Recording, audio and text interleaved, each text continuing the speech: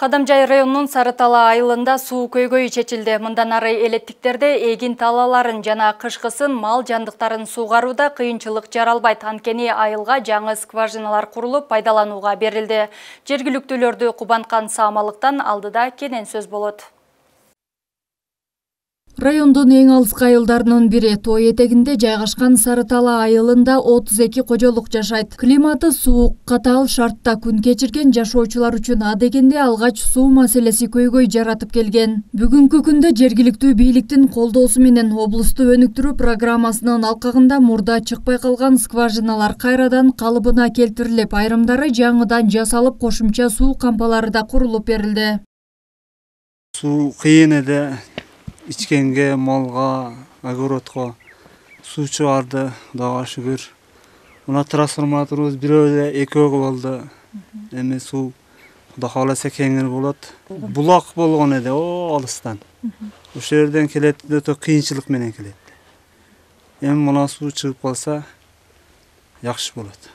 Скважинанын эмеси насосу 6-лык насос. Оны емкостко толтуруп, анан биягы элге, малга, жана элге, анан огороддордун суугарганга мүмкүнчүлүк болуп калды азыр. Суу кеңир болуп калды. Экинчи скважинабыз, аны жерде бул мамлекеттик фонддун жеринде турат. Ол дагы ошол арендага берилген жерлерди суугарганга, андан тышкары астыдагы үлүш жерлерге берилет. Сарытала айылындагы элеттиктердин негизги көйгөйүн чечүүгө жалпы суммасы 4 миллион сомдон ашуун каражат жумшалган. Анын алкагында айылга жаңы трансформаторлар да орнотулган.